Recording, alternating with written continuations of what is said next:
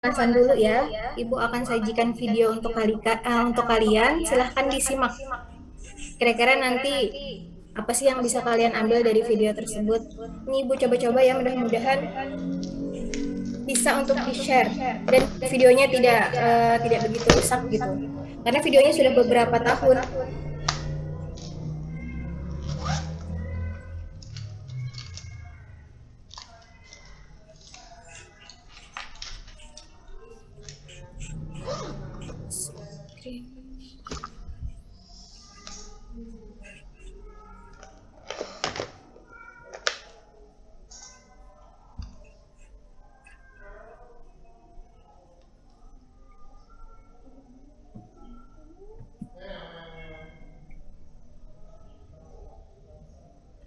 Oke, ini terlihat nggak di layar? Yang Lihat, saya Bu. Lihat, Oke. Bu.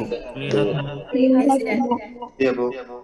Kita coba sebentar ya ini mau nggak suaranya gitu.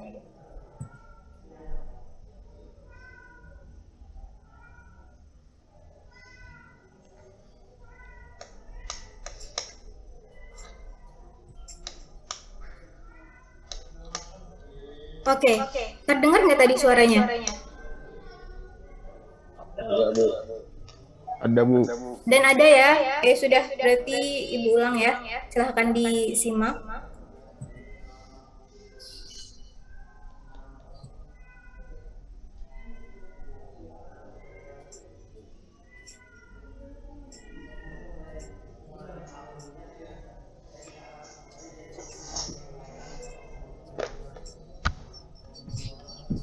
Di tempat saya nggak ada, Bu, tampilan videonya.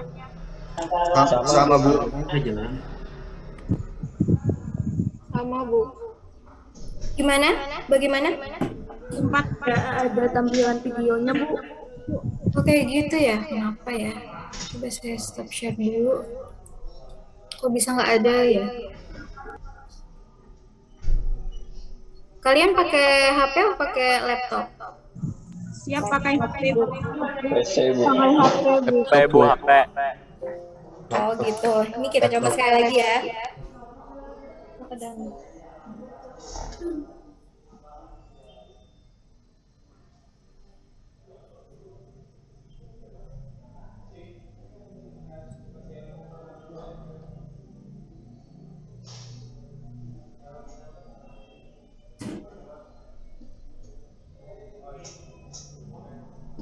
Kalau tidak mau juga, berarti memang tidak bisa diputar ya videonya.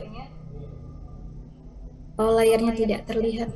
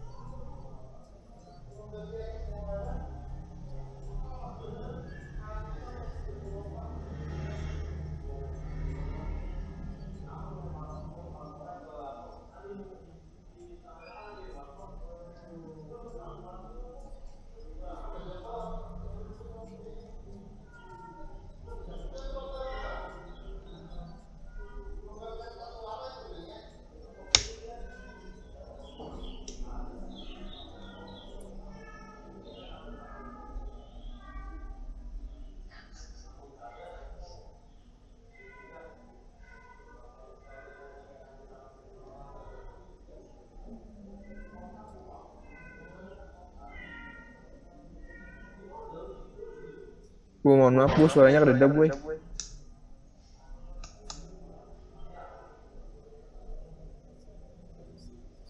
Oke, berarti suaranya memang tidak ada ya? Suaranya nggak ada, layarnya juga pecah, Bu. Melek. Oke, sudah. Berarti tidak usah kita ini ya videonya. Karena mungkin nanti akan terbuang waktunya, sayang sekali. Ini sudah video tahun 2018. Mahasiswa FISIP. Kali aja kan dengan di-share video biar lebih paham nih tentang konsep ketuhanan sebelum ini memasuki materi. Cuma karena memang daripada tidak terdengar suaranya, ada gangguan dan segala macam, jadi tidak usah saja. Ibu akan share PowerPoint saja kalau begitu.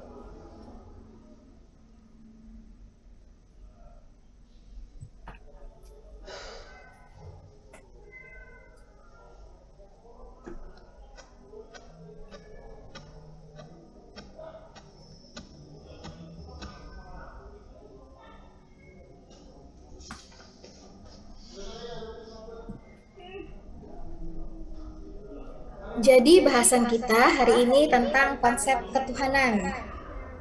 Jadi sebelum Ibu menjelaskan tentang Tuhan ya, ini ada beberapa pandangan tentang konsep atau tentang konsep Tuhan atau tentang agama itu sendiri.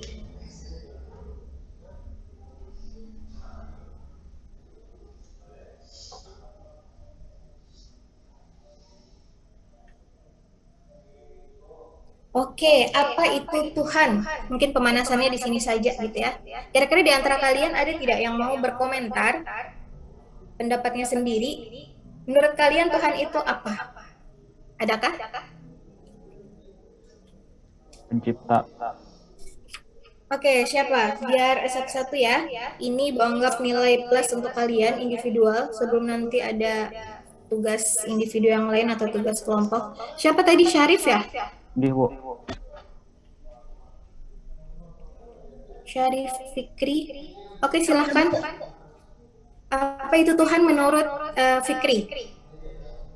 Tuhan menurut saya adalah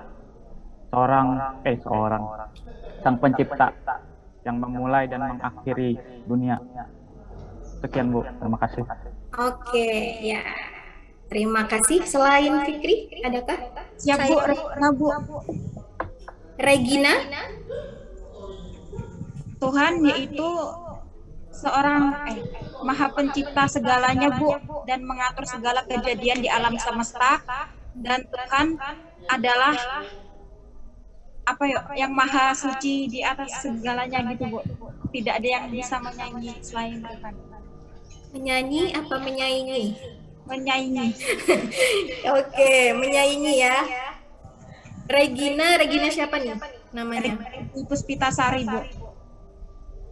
Oke. Ada tidak satu lagi? Saya Bu Konita. Konita. Ya. Oke, silahkan Konita. Tuhan itu adalah yang awal dan yang akhir. Tuhan tidak ada yang menandingi dengan semua makhluknya, tidak ada yang menandingi. Tuhan itu satu, Tuhan itu esa. Oke, iya baik. Sudah ya Konita ya? Nah itu gambaran tadi dari tiga teman-teman kalian tentang apa itu Tuhan. Ternyata Tuhan itu, ini sudah ada mewakili tadi ya teman-teman kalian, dan itu benar bahwa Tuhan atau disebut juga dengan ilah ini adalah sesuatu yang dipentingkan atau dianggap penting oleh manusia sedemikian rupa sehingga manusia merelakan dirinya dikuasai olehnya. Ini kalau misalkan sesuatu sudah kita anggap penting atau dianggap penting, pasti kita akan berusaha untuk melakukan yang terbaik untuknya. Kan kayak gitu ya, kalau misalkan sesama manusia, apalagi ini sesuatu zat yang serba maha penyayang, maha kuasa, maha pemurah. Tentunya kalau kita betul-betul meyakini adanya Tuhan, kita akan melakukan yang terbaik agar kita bisa dekat dengan Tuhan. Nah, pembahasan tentang Tuhan ini disebut dengan teologi. Lalu ada beberapa pendapat tentang agama atau Tuhan ini ya. Kalian silahkan catat apa yang menjadi garis besar saja. Nanti PPT insya Allah akan Ibu share di Simari. Jadi kalau misalkan ada sesuatu yang tidak ada di slide, silahkan sambil kalian catat. Cuman tidak usah dicatat semuanya, nanti kan akan ketinggalan. Jadi dengarkan saja dan simak baik-baik. Nah sekarang konsep Tuhan menurut para ahli. Di sini ada menurut para agamawan. dalam perspektif teologi. Yang pertama, kalau Tuhan menurut agama kebudayaan atau cultural religions, disebut juga agama ardi, mereka itu mengemukakan Tuhan itu sebagai sesuatu yang gaib. Namun, agama ardi ini adalah agama yang ajarannya merupakan hasil proses adat istiadat dan akhirnya berkembang menjadi agama yang dianut komunitas tertentu. Jadi agama ardi itu bisa dikatakan sebagai agama buatan manusia. Mereka tidak ada rasulnya, tidak ada nabinya, bahkan juga tidak ada kitabnya. Contohnya seperti agama Hindu dan Buddha. Ini disebut dengan agama ardi, agama bumi. Jadi mereka memang bertuhan, meyakini adanya Tuhan itu, tapi Tuhan itu diadakannya itu lewat adat istiadat agamanya itu. Berbeda dengan yang kedua, ada yang disebut dengan agama samawi atau agama wahyu.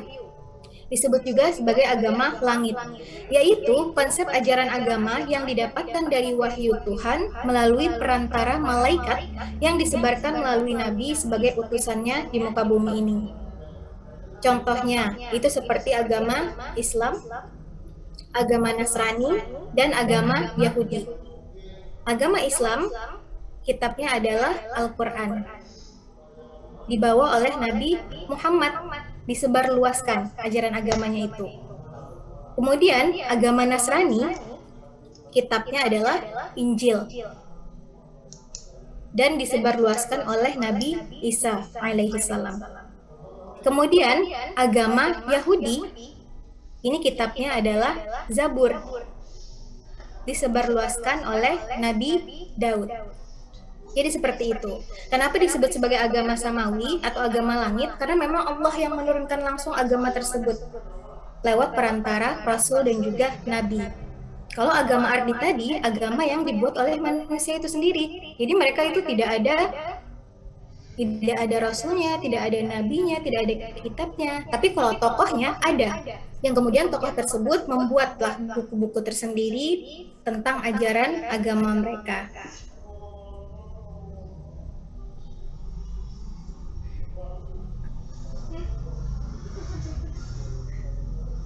Selanjutnya, ini pendapat para sarjana antropologi budaya dan sosiologi agama, bahwa yang pertama itu ada yang disebut dengan spiritualisme.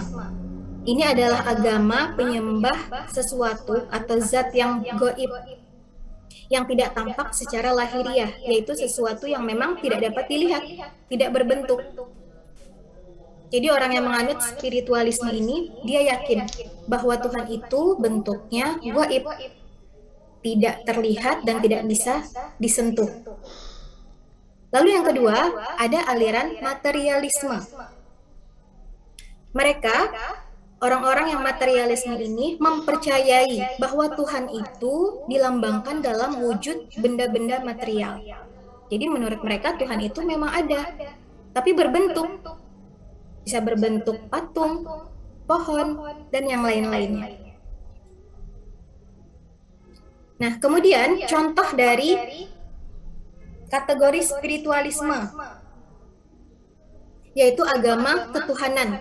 Agama tadi yang menganut dan menyembah Tuhan. Contohnya adalah monoteisme, yaitu bentuk agama yang percaya, yang yakin hanya kepada satu Tuhan. Seperti kita nih, agama Islam. Kita yakin bahwa Allah itu satu, ahad. Seperti yang memang dijelaskan di dalam surah Al-Ikhlas. Qul huwallahu ahad. Katakanlah bahwa Allah itu satu. Jadi kita ini sebenarnya penganut monoteisme gitu ya, dari segi sosiologi agama dan antropologi. Nah, lalu ada juga mereka yang politeisme. Mereka itu percaya bahwa Tuhan itu banyak, mengandung kepercayaan banyak dewa atau Tuhan. Jadi mereka yakin saja Tuhan itu ada, tapi mereka yakinnya Tuhannya itu banyak, bukan hanya satu. Itu agama selain Islam. Seperti contohnya Kristen. Mereka kan mempercayai adanya keluarga Tuhan gitu kan. Ada Yesus, kemudian juga ada Bunda Maria, dan ada Roh Kudus. Nah, seperti itu kan keluarga Tuhan. Kalau kita di Islam meyakini bahwa Tuhan itu satu, dan tidak ada punya keluarga, tidak beranak, dan tidak diperanakan. Lam yalid wa lam yulad. Atau misalkan seperti agama Hindu atau Buddha ya, yang mereka banyak mempercayai banyak dewa. Ada dewa matahari menurut mereka ya, ada dewa angin yang punya tugas masing-masing. Nah, mereka ini disebut dengan politeisme.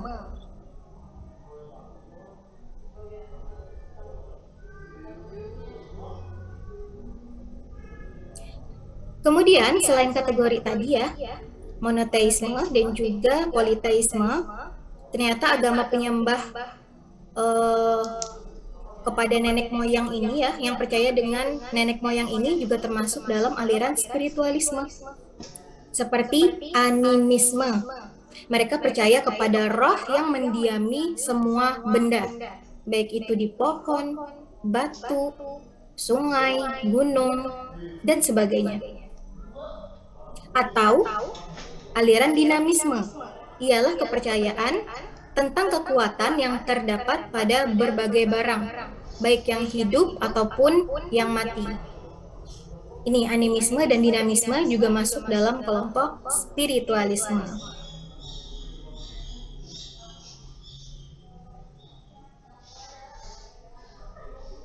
Nah, tentang materialisme, agama materialisme hakikatnya tidak terlalu jauh perbedaannya dengan agama spiritualisme, sebab keduanya mempercayai jiwa atau sesuatu yang gaib. Hanya saja dalam agama materialisme, mereka lebih menekankan kepada mengagungkan fisik material patung itu tadi. Jadi itu perbedaannya ya.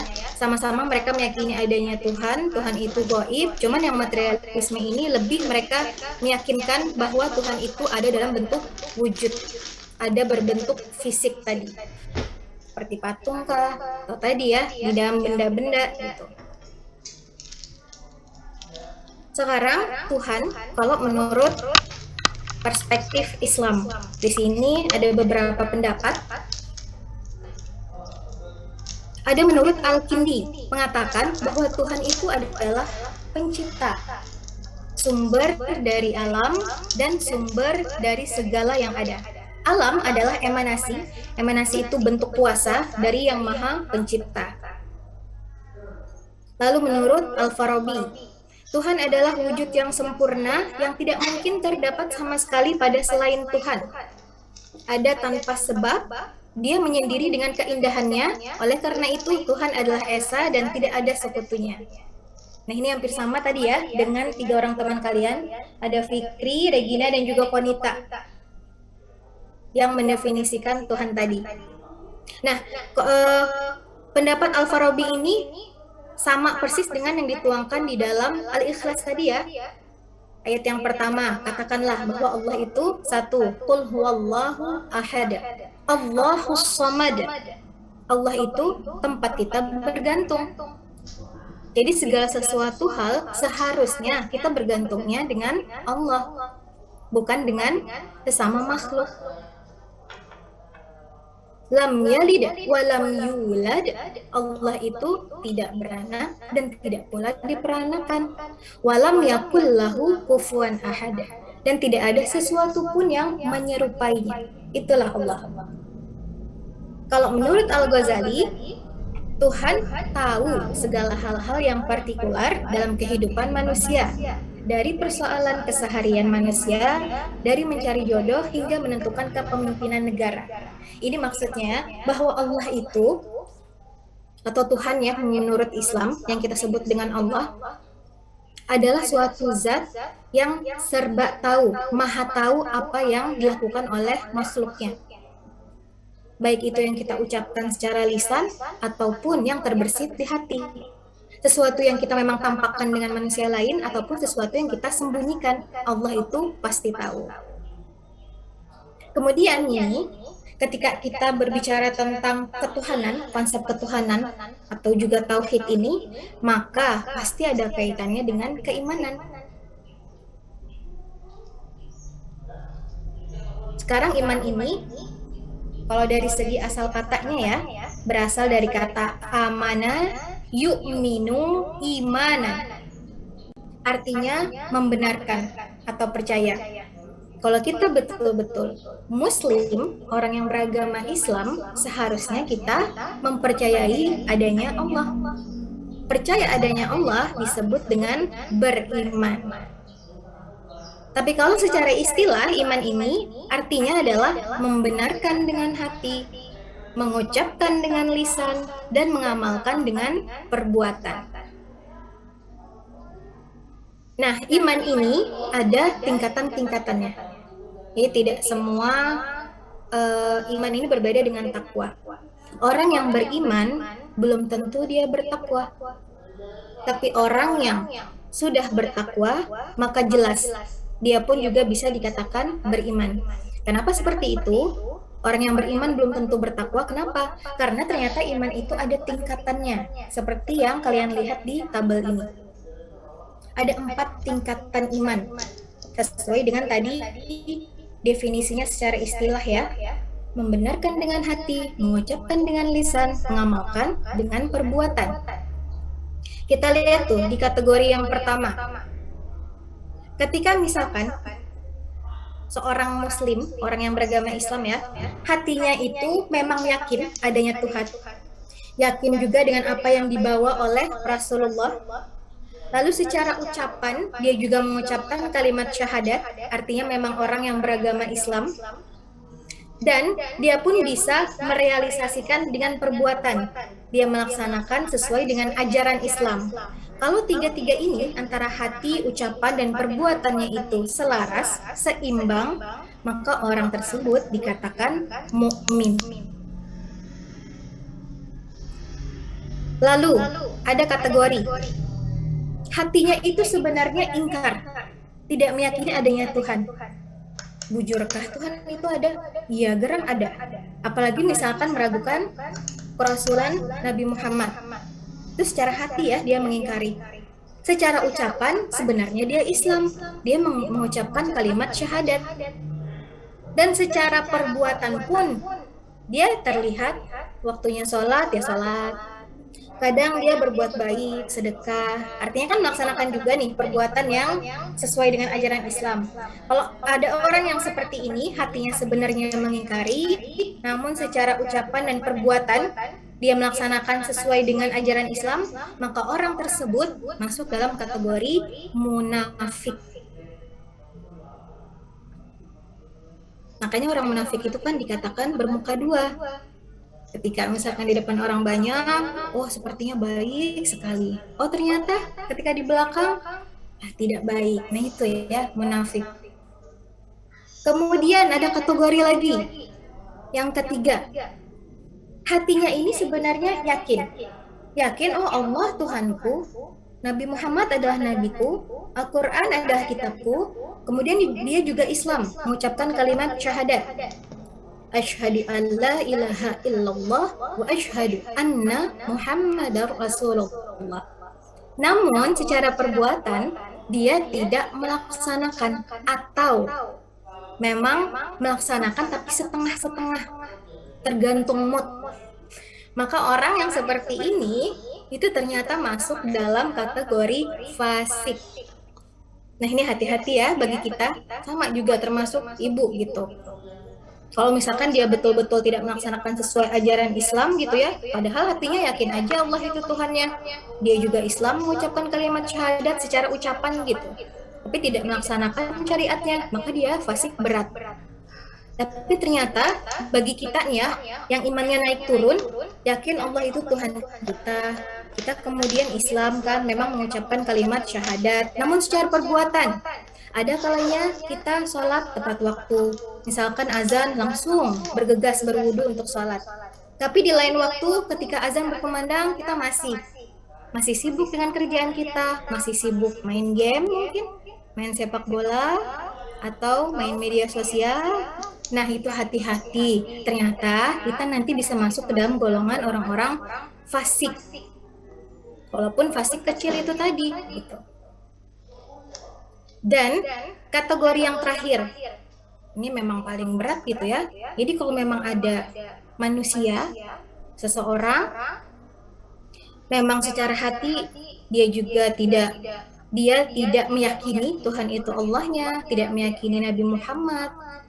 Secara ucapan dia juga tidak pernah mengucapkan kalimat syahadat gitu kan secara lisannya. Apalagi perbuatannya tidak pernah melaksanakan sholat, puasa, zakat, dan yang lain-lainnya. Maka orang tersebut masuk dalam kategori kafir. Ini ya tingkatan keimanan. Itulah mengapa bahwa orang yang beriman itu belum bisa dikatakan bertakwa. Karena takwa itu adanya di kategori yang pertama ini nih, mukmin. Jadi kalau seseorang itu bisa mencapai mukmin, betul-betul hatinya yakin, lisannya atau ucapannya yakin, perbuatannya juga memang sesuai dengan ajaran Islam, maka dia bukan hanya sekedar muslim, tapi sudah mukmin. Mukmin ini artinya bertakwa. Orang yang bertakwa itu dia akan melaksanakan apa yang diperintahkan oleh Allah dan menjauhi apa yang dilarang oleh Allah. Sehingga orang yang bertakwa ini, maka insya Allah dia pun sudah berhasil menjadi orang yang beriman. Kira-kira seperti itu ya, perbedaan iman dan takwa.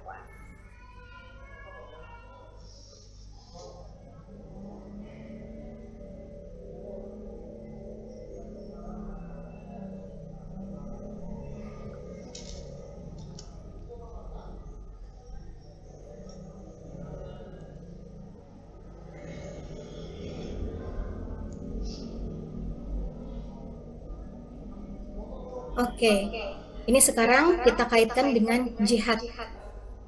Jihad itu adalah berjuang keras atau perjuangan sungguh-sungguh, berjuang di jalan Allah.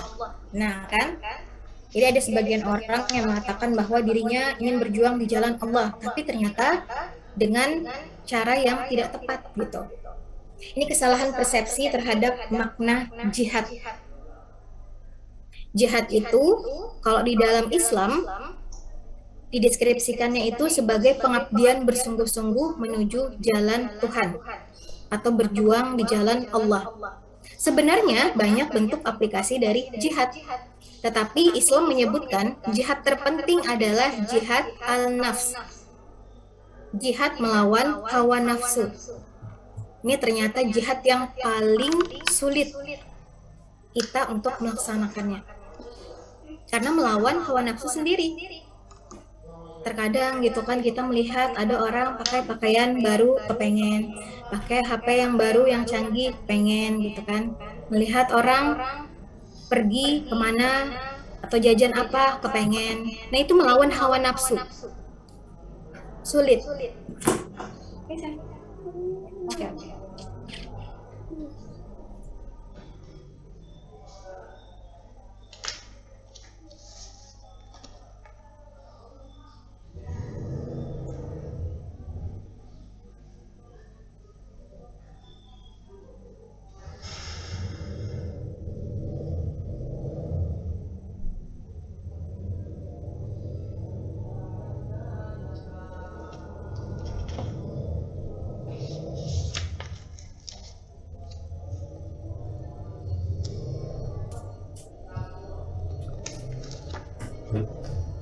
Nah, setelah jihad an-nafs, ada yang disebut dengan jihad bil lisan. Jihad untuk berani menyuarakan kebenaran. Jadi kalau misalkan kita nih ya, ada sesuatu yang salah, lalu kita berani untuk menyuarakan kebenaran itu, sebenarnya kita pun sudah dikatakan berjihad di jalan Allah. Jadi jangan sampai kita itu mengartikan jihad itu dalam arti yang sempit saja. Oh, jihad itu artinya orang yang ikut peperangan, itu baru dikatakan mujahid. Tidak, ternyata jihad itu banyak. Termasuk jihad bil lisan ini. Ada lagi jihad bil yad, jihad dengan tangan, artinya dengan perbuatan. Kalau misalkan gitu kan, kita punya wewenang suatu saat nih di antara kalian, ada yang menjadi salah satu anggota abdi negara gitu kan, bisa anggota MPRK, atau misalkan pengacara, advokat gitu kan. Lalu kalian melihat nih, ada sesuatu yang tidak sesuai dengan jalur hukum. Kalian misalkan punya wewenang untuk bisa untuk bisa menyelesaikannya dengan aksi kalian. Maka itu sebenarnya dikatakan juga jihad. Jihad bilyad, jihad dengan aksi, dengan perbuatan. Atau juga ada yang disebut dengan jihad bisaif. Nah, jihad dengan pedang. Jihad ketika peperangan gitu ya.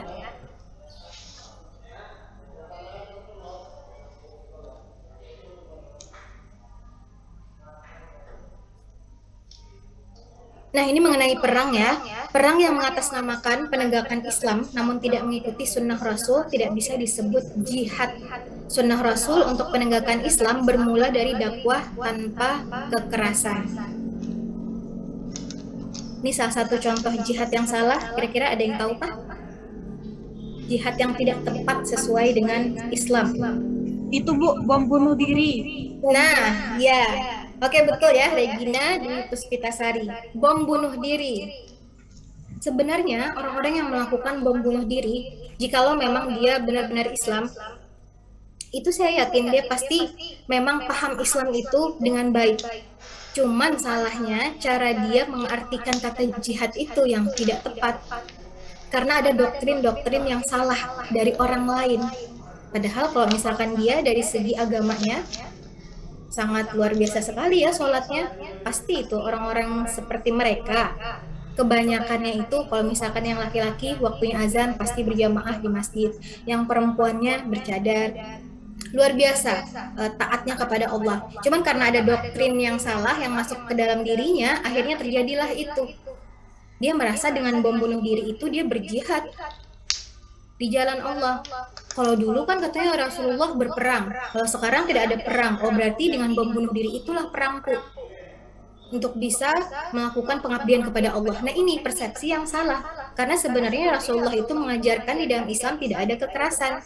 Dulu pun ketika Rasulullah berperang itu karena memang gangguan dari orang kafir Quraisy. Jika tidak, ya tidak akan terjadi perang gitu. Kesalahan persepsi yang lain adalah dalam mengasumsikan hanya seorang yang mati dalam perang saja yang berhak disebut sebagai mati jihad. Anggapan ini keliru.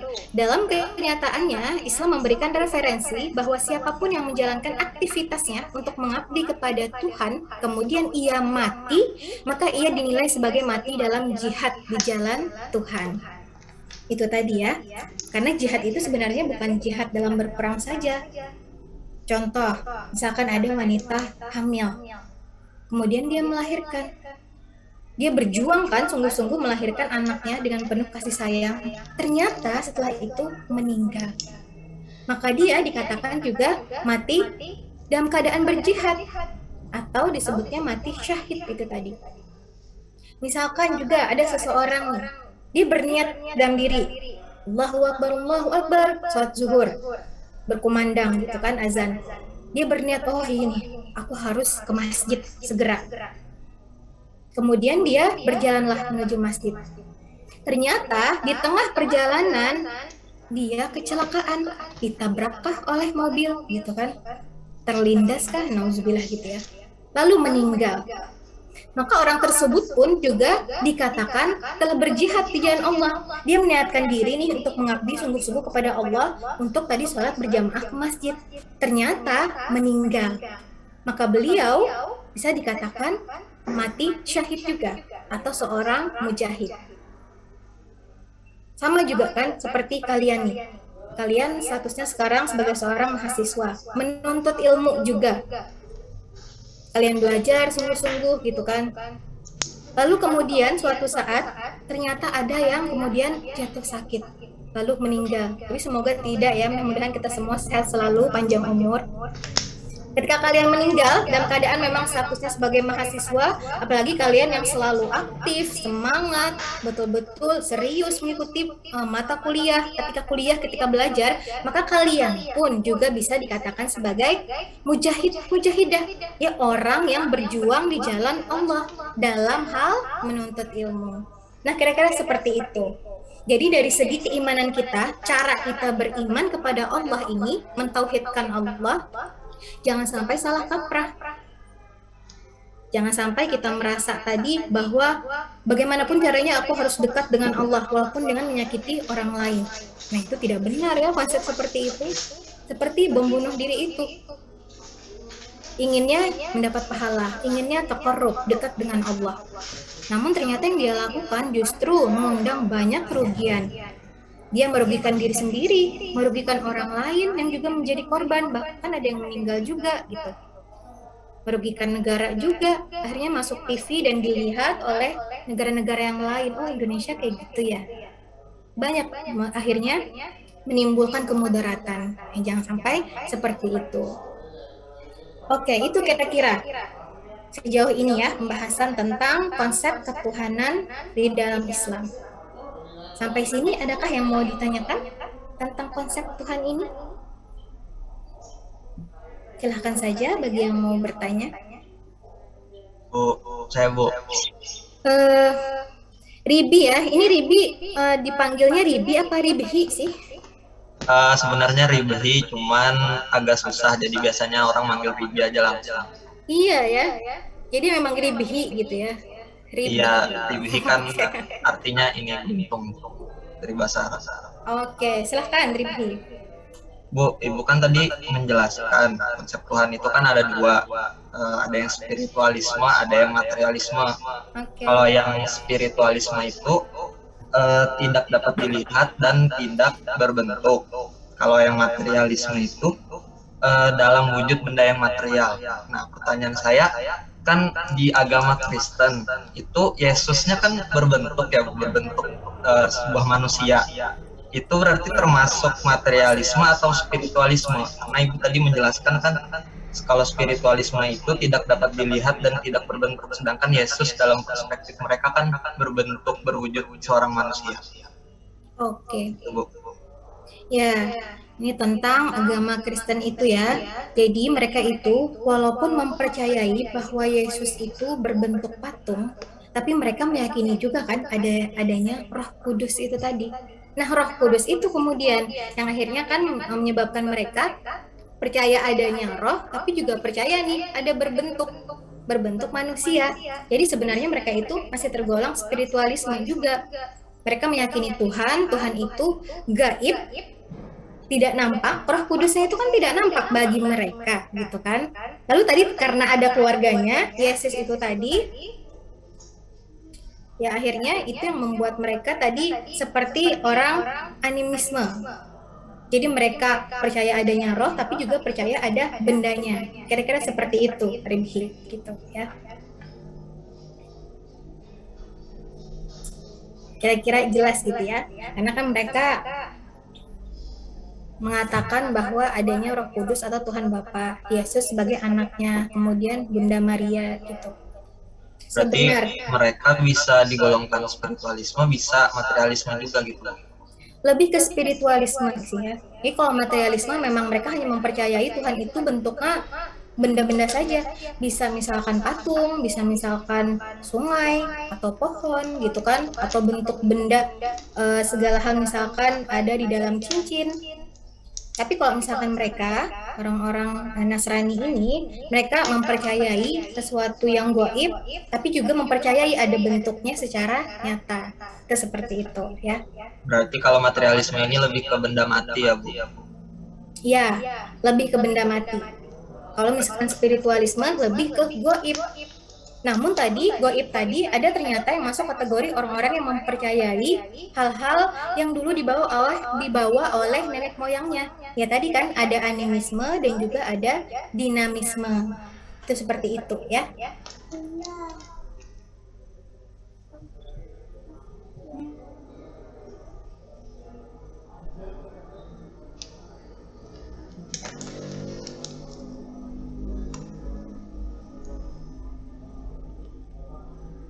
Oke, bagaimana Ribhi?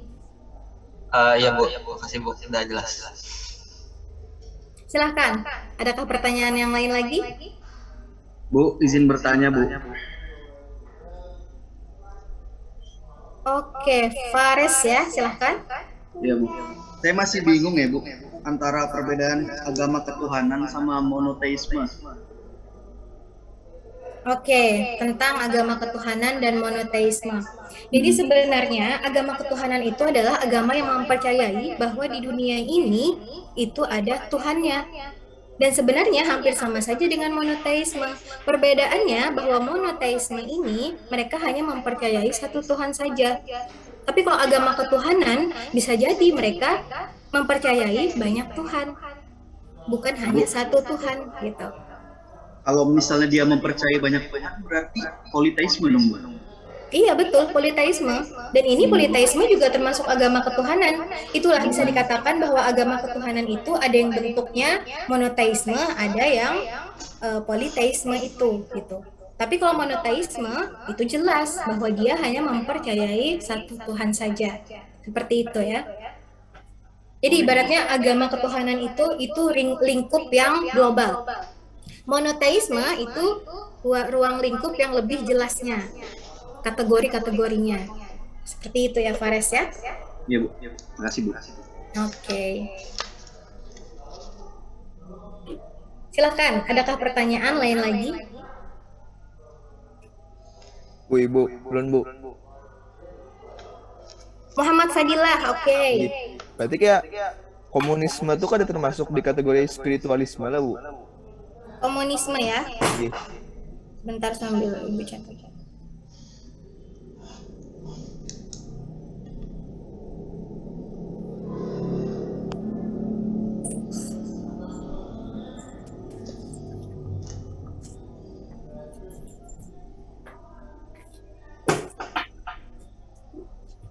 Oke, tentang ajaran komunisme.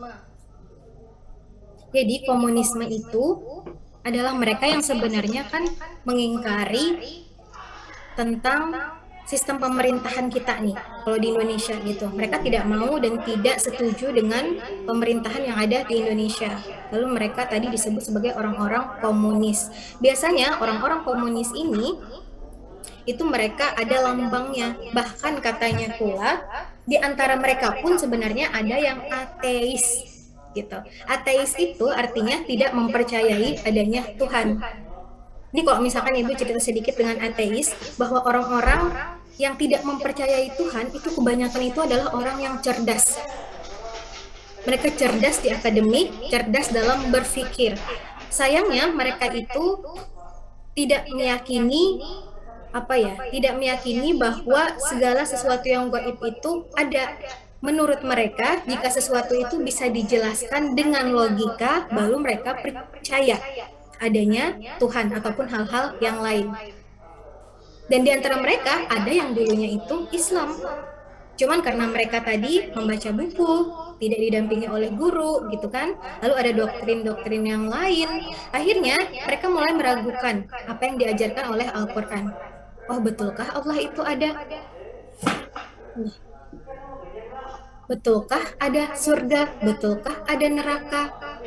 Katanya orang yang tidak sholat itu akan masuk neraka. Lalu neraka itu seperti apa? Itu tidak bisa digambarkan dan tidak bisa dibuktikan. Akhirnya kemudian mereka menjadi orang yang hanya Islam KTP, tapi tidak melaksanakan ajaran Islam. Dan lama-kelamaan mereka menyebut dirinya sebagai orang yang ateis tadi. Nah, kalau orang-orang yang komunis ini, di antara mereka bisa dikatakan ada yang masih mempercayai Tuhan, tapi tidak melaksanakan apa yang diajarkan oleh agamanya. Tapi ada sebagian dari mereka pun juga yang ateis. Jadi orang-orang komunisme itu ada yang spiritualisme, ada juga yang tadi materialisme. Cuman kebanyakan, kalau sudah orang-orang yang komunis itu, kebanyakannya mereka materialisme. Jadi kalau sesuatu itu bisa dijelaskan dengan logika, ya baru mereka percaya gitu. Kalau memang tidak, mereka tidak akan mempercayai hal-hal yang gaib tersebut. Kira-kira seperti itu ya.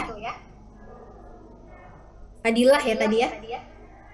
Iya Bu, terima kasih Bu. Oke, mudah-mudahan sudah jelas. Ini berkaitan dengan kalau kembali ke pertanyaan Ribhi tadi ya, Ibu teringat ada satu ayat Al-Quran. Laqad kafaral ladzina qalu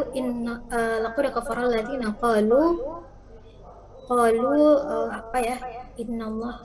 Sebentar. Innallaha atas salisu salasa. Nah itu betul. Laqad kafara alladzina qalu ya. Iya, Bu. Bahwa laqad itu artinya sesungguhnya. Allah itu tidak menyukai dan mengkafirkan malah orang-orang yang mempercayai hal yang tiga. Apa hal yang tiga itu? Ya tadi. Orang-orang yang mempercayai adanya Tuhan beserta keluarganya sebenarnya gitu kan. Seperti Yesus, kemudian Tuhan Bapa dan juga Bunda Maria. Itu sebenarnya dijelaskan di dalam Al-Quran. Makanya kita sebagai seorang muslim tadi yakini bahwa Allah itu ahad, Allah itu satu. Bagaimana dengan agama yang lain? Silahkan. Kalau mereka memang menganut agama mereka, kita harus bisa menghargai dan bisa bersikap toleransi. Itu seperti itu ya. Walaupun di ajaran agama kita itu sudah dijelaskan bahwa tidak ada agama yang lain yang diterima di sisi Allah kecuali Islam. Apa itu ayatnya, Rimki?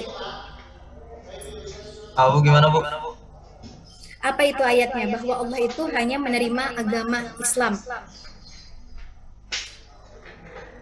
Lupa, Bu. Lupa ayat apa gitu, tapi kayaknya pernah ingat gitu. Iya. Inna dina indallahil Islam. Sesungguhnya agama yang diterima di sisi Allah itu hanyalah Islam. Tapi dijelaskan lagi di ayat yang lain, la ikraha fiddin. Tidak ada paksaan untuk masuk dalam agama Islam. Ini Allah menjelaskan yang tegas, agama yang diterima di sisiku itu hanya Islam.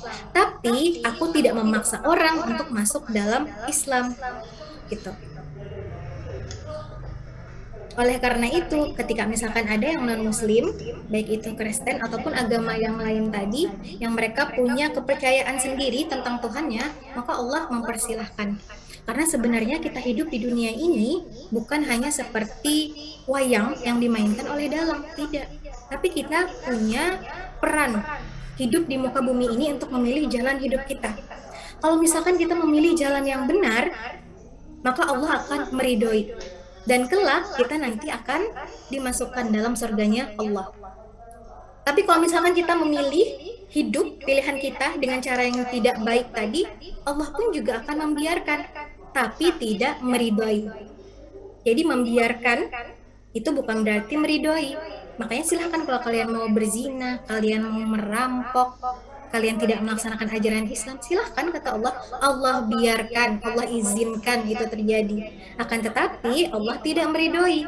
Dan kelak di akhirat tentu mereka akan mempertanggungjawabkan apa yang sudah mereka perbuat selama hidup di dunia. Itu kira-kira ya. Seperti itu. Mudah-mudahan bisa dipahami. Adakah lagi pertanyaan? Bu, saya Bergantian, siapa itu? Riza, Bu. Ahmad Riza Maulana, Bu. Oke, silahkan Riza. Saya ingin bertanya tentang jihad tadi, Bu. Kan Ibu tadi menjelaskan jihad itu tidak hanya dalam perang. Contohnya kan seperti jihad dalam menyuarakan kebenaran. Ya. Nah, contohnya misalkan ada seorang seperti Munir itu yang menyuarakan kebenaran, mengungkap kasus korupsi apa dan lain-lain, kemudian dibunuh, kan termasuk mati syahid juga, Bu. Ya. Apakah keistimewaannya mati syahidnya itu sama dengan mati dalam berperang? Oke. Terima kasih. Sama-sama. Jadi sebenarnya untuk masalah keutamaan dalam mati syahid itu sama saja dengan orang yang berjihad di jalan Allah tadi. Kan tadi sudah Ibu jelaskan bahwa jihad itu banyak, jihad melawan hawa nafsu, jihad dengan lisan, jihad dengan perbuatan. Nah, contoh kasus Munir itu dia sudah jihad dilihat, jihad dengan perbuatan, jihad dengan aksi. Dia berusaha menyuarakan kebenaran. Namun tadi ya, karena begitu banyak di luar yang tidak menyukai, orang-orang yang takut nih ketahuan jeleknya itu, akhirnya ada yang sampai hilang rasa, hilang keimanannya kepada Allah. Beranilah akhirnya dia melakukan hal tersebut kepada Munir sampai membunuhnya itu. Bahkan sampai sekarang sudah ketahuan belum tuh pembunuhnya? Tidak tahu kan? Karena luar biasa sekali linknya itu loh. Jaringan-jaringan mereka itu. Yang ketika ada seseorang atau sekelompok orang menyuarakan kebenaran, ya sudah langsung gitu dihabiskan. Maka kalau misalkan dikatakan apakah keutamaannya sama dengan syahid, sama antara jihad tadi. Jihad melawan hawa nafsu, jihad bilyad, jihad bil lisan, dengan jihad bisaif itu sama keutamaannya. Karena kalau kita mengatakan jihad bisaif itu lebih banyak keutamaannya, oh berarti ada jihad yang rendah dong.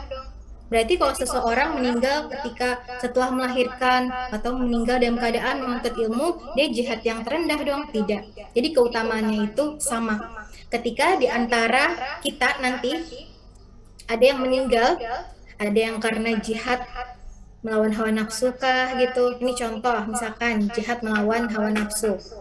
Kita melihat misalkan teman-teman kita, oh iya bagus sekali gitu kan laptopnya. Ada yang misalkan laptopnya HP, ada yang MacBook gitu. Lalu kita saat iman yang turun, oh aku harus tahu nih caranya. Bagaimana caranya aku harus bisa untuk bisa membeli MacBook tersebut. Menabunglah ia gitu kan. Tapi setelah itu dia menyadari, oh untuk apa ya aku menabung hanya untuk membeli MacBook. Padahal ada laptop yang lain yang dengan fungsi yang sama bisa membantuku untuk menuntut kuliah tadi, menuntut ilmu atau untuk belajar untuk kuliah gitu. Akhirnya dia beli laptop yang lain. Belajarlah dia menggunakan laptop tersebut untuk Zoom seperti ini, untuk mengerjakan tugas. Nah, ternyata kelelahan akhirnya karena banyak tugas misal gitu kan, karena kondisinya juga tidak sehat.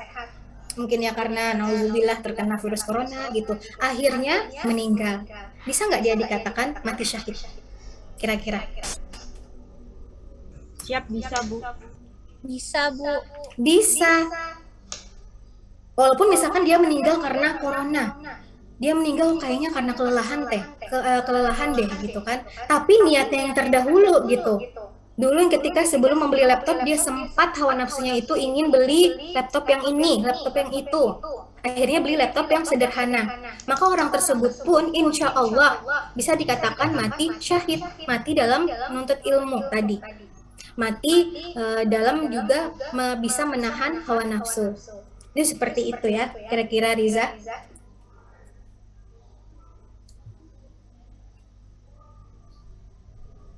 Adakah lagi satu lagi deh pertanyaan boleh? Saya Bu. Siapa itu? Rezki ya? Perkenalkan nama saya Muhammad Rizky Ramadan. Saya ingin bertanya Bu. Ini pertanyaan tentang kesalahan persepsi tentang jihad Bu. Apakah ada tips atau cara menghindari doktrin yang menyesatkan itu Bu? Oke. Terima kasih. Ya. Tipsnya itu adalah mau belajar agama. Kalau kita Islam, maka kita harus mau untuk belajar agama Islam. Kalau misalkan ada teman yang non-muslim, dia Kristen, silahkan mereka belajar sesuai ajaran agamanya. Karena hakikatnya, setiap agama itu mereka mengajarkan kebaikan. Cuman kalau untuk masalah tauhid ini harga mati. Kalau untuk negara kan katanya NKRI harga mati. Nah sama, tauhid itu di dalam Islam harga mati juga, gitu. Jadi kalau misalkan kita mau menghindari doktrin seperti itu, kita harus mau belajar Islam. Kalau mau belajar itu berarti mau dibimbing. Salah satunya nih, ada mata kuliah pendidikan agama. Terbuka hati kita untuk mau belajar di mata kuliah ini.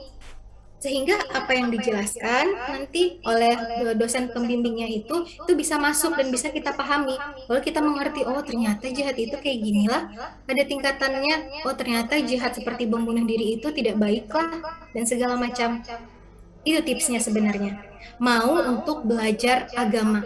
Kalau sudah mau itu, pasti nanti Allah mudahkan. Allah bimbing untuk bisa memahami ajaran Islam walaupun perlahan-lahan. Tapi kalau kita sudah menutup diri mendengar kata belajar agama gitu kan, itu sudah aduh hai belajar agama gitu. Jadi kalau sudah seperti itu, Allah nanti takutnya akan menutup hidayah untuk kita. Seperti itu ya, Rezki. Iya Bu, terima kasih Bu. Iya. Ya. boleh bertakun lah ulun. Siapa itu? Gusti Miftah, Bu. Sebentar, belum muncul nih namanya.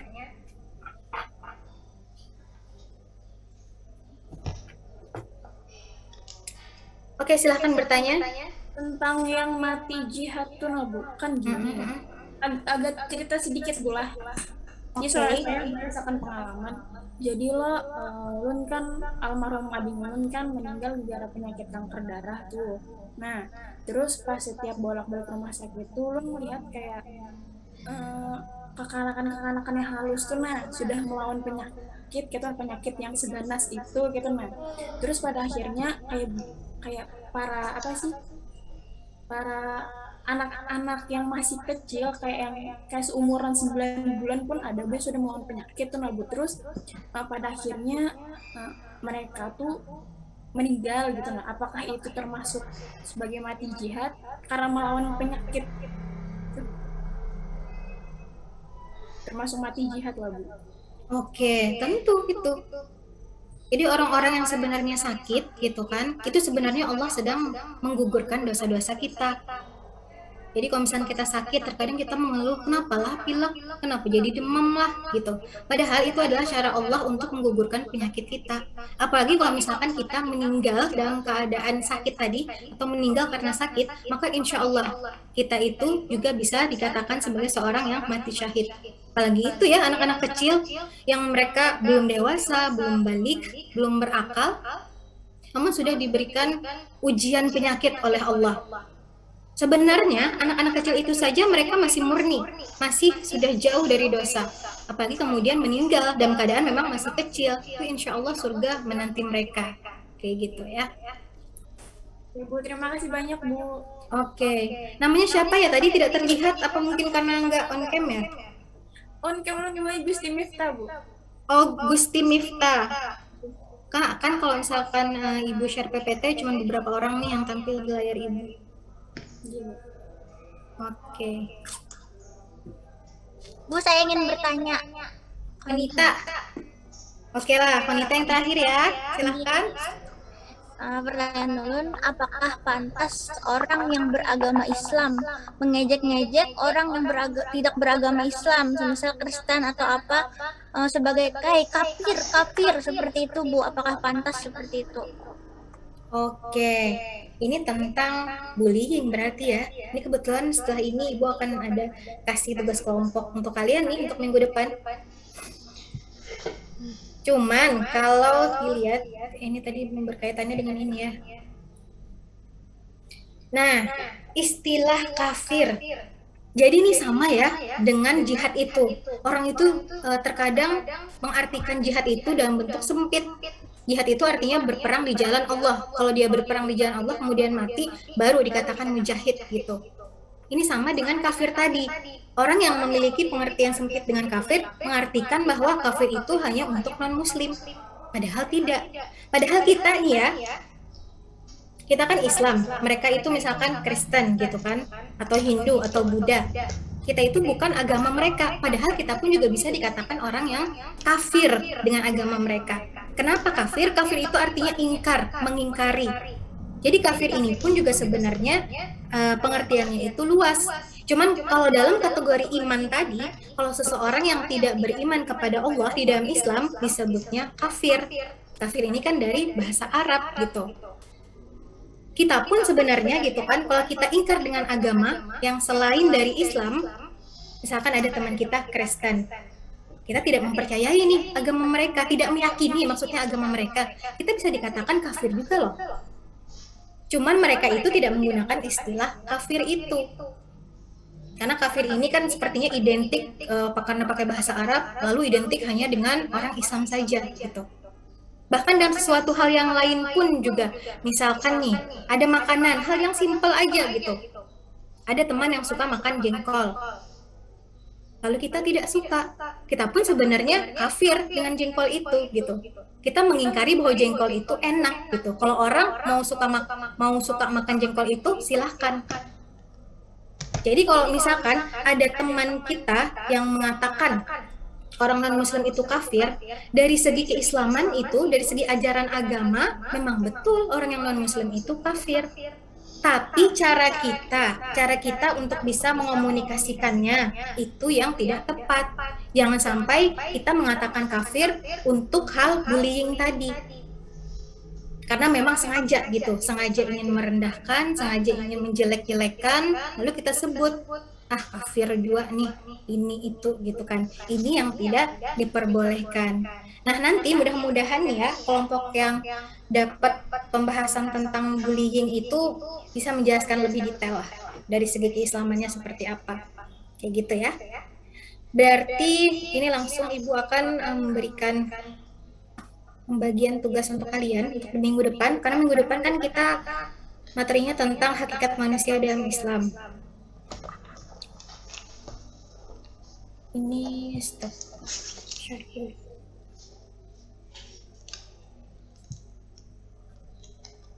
Sebentar Ibu akan cari filenya.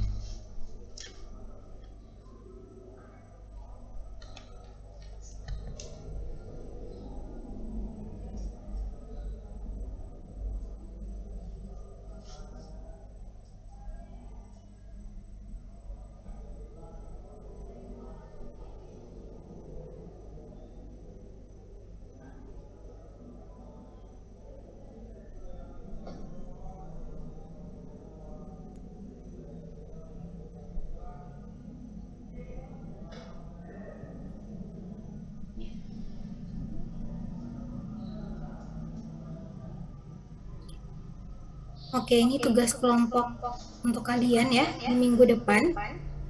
Jadi kalian kan ini ada 65. Berarti memang 65 ini full ya yang masuk ya? Ataukah ada lagi yang mengikuti mata kuliah ini? Misalkan memang betul ada 65 orang mahasiswa yang mengikuti mata kuliah agama, maka silahkan nanti Rebihi untuk membantu teman-temannya membagi kelompok. Jadi 6 kelompok di sini ya.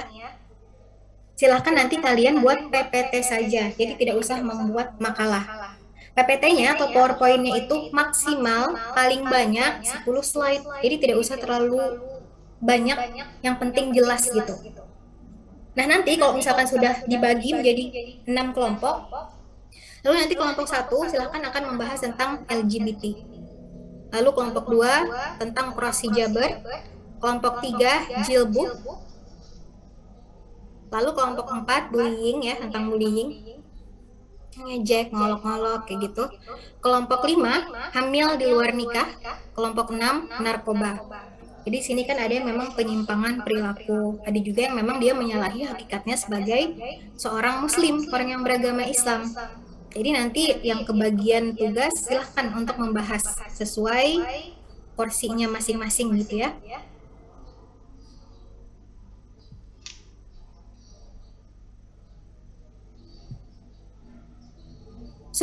Sub pembahasannya nanti meliputi ada pengertian, contoh nanti ataupun gambar, tapi tidak semua dicontohkan juga ya. Itu kan misalkan kita kembali lagi ke sini, ada LGBT, maka silahkan nanti mungkin ada contoh gambar orang-orang berkerumun laki-laki, lalu misalkan saling pegangan pinggang, cukup kayak gitu aja, yang mungkin misalkan wajahnya tidak ada, hanya kayak lambang-lambang, jadi biar lebih dimengerti.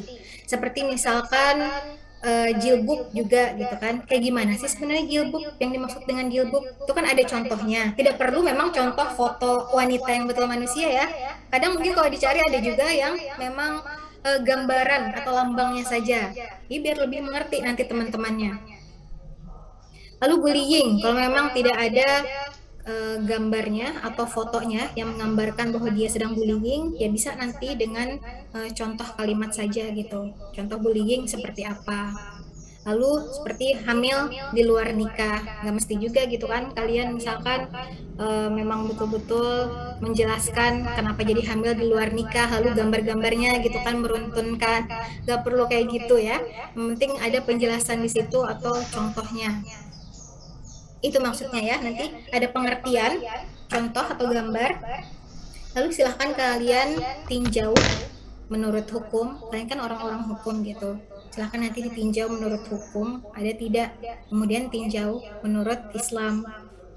Lalu faktor yang menyebabkan terjadinya, kenapa kira-kira ada orang sampai LGBT, lalu jilbab tadi kenapa, mengikuti tren kah, atau bagaimana gitu.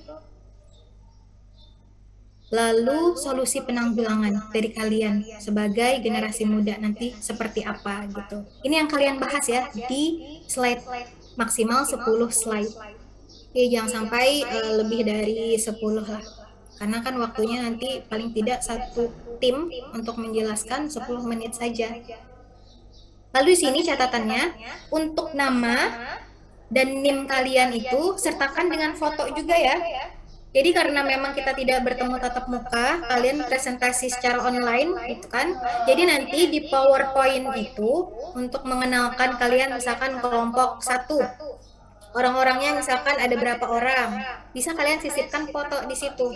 Foto yang formal boleh, foto kalian pakai jas kuning kalau memang sudah ada gitu kan. Kalau tidak ada ya foto yang memang yang sopan. Jadi biar kenal juga gitu kan teman-teman, semakin kenal dengan kalian, ibu juga tahu, oh ternyata yang namanya ini wajahnya gitu. Gitu ya. Jadi setelah di cover itu nanti kalian menulis di situ judul, lalu mengenalkan nama kalian kan, anggota-anggota timnya beserta foto, lalu silahkan nanti membahas tentang pembahasan ini. Ini kira-kira tugas kalian untuk di minggu depan. Jadi silahkan dipersiapkan saja. Minggu depan pun Ibu sedikit nanti menjelaskan juga tentang hakikat manusia. Baru kalian bergantian bertugas untuk menjelaskan tentang tadi tuh kasus-kasus itu ya. Yang akan dibagi nanti menjadi 6 kelompok. Oke, adakah pertanyaan tentang tugasnya?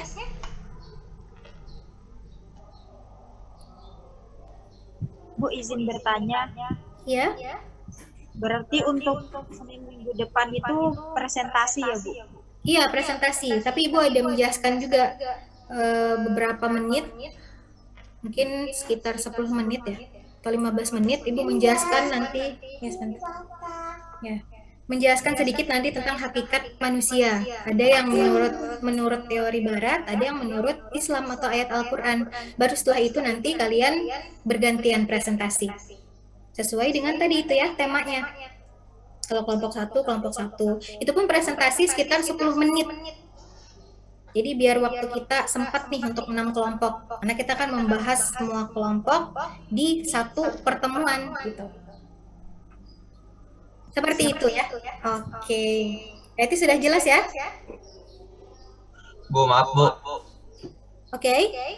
Itu foto individu pada setiap PPT berarti cuma 1 slide aja kan ya buat perkenalan gitu ya? Iya, boleh 1 slide. Ini kan 64, berarti sekitar 10 orang ya. Kalau misalkan 1 slide itu muat 10 orang, kalian edit gitu ya, boleh. Yang jelas kan ada fotonya jelas gitu. Lalu ada namanya juga di sana dan NIM. 1 slide itu cukup sebagai cover kalian gitu kan, cover sebelum kalian presentasi. Kayak gitu ya.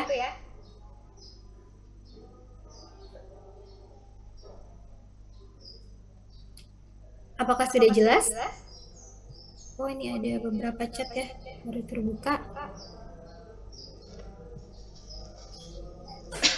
Oke, ini kalau sudah Ibu menjelaskan kadang nggak sempat lagi buka chat. Mohon maaf ya. Mudah-mudahan tersampaikan tadi bagi yang bertanya tadi ya.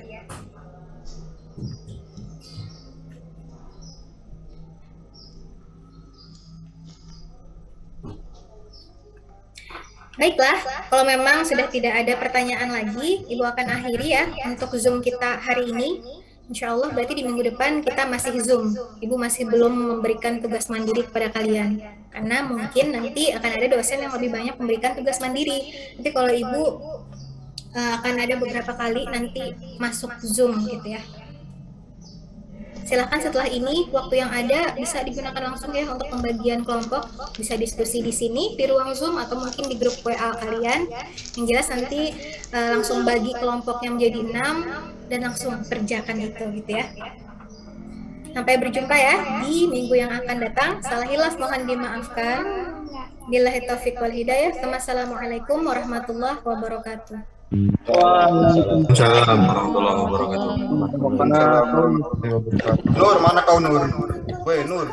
Imam mana Umay? Apa? Cepat. Imam minta maaf. Nur. Weh yang mana namanya Nur? Bibi bagi kelompoknya. Jangan ada yang request, Terus tunggu. Jangan ada yang request biar acak. Acak aja. Aduh panasnya. Ini karena gini loh, kan kita ada listnya loh, yang list orang-orangnya tuh loh, yang lengkap, yang 70-an orang tuh. Nah itu nanti ku coret dulu yang nonisnya siapa aja, terus nanti ku rutin absen 1 tuh kelompok 1, absen 2 kelompok 2 sampai kelompok 6 kan ya tadi. Nanti ulang lagi kelompok 1, kelompok 2 jadi urut gitu loh. Gitu kan? Gimana sih? Nggak paham aku. Udah loh, kalian tuh tinggal tunggu aja ntar aku yang bagi. Jadi yang kelompok 1 itu Berarti sudahlah, aku enak luar lah. Mantap. Ya, Begini kan kelompok 1, 2, 2 gimana sih? ya tunggu aja nanti aku yang bagi gitu aja intinya. Mana Nur? Mana Nur? Dulu keluar udah goreng. Benar, sudah. Udah. Bubar aja, bubar. Nggak apa-apa. Buat. Mana Nur? Cari itu namanya Nur.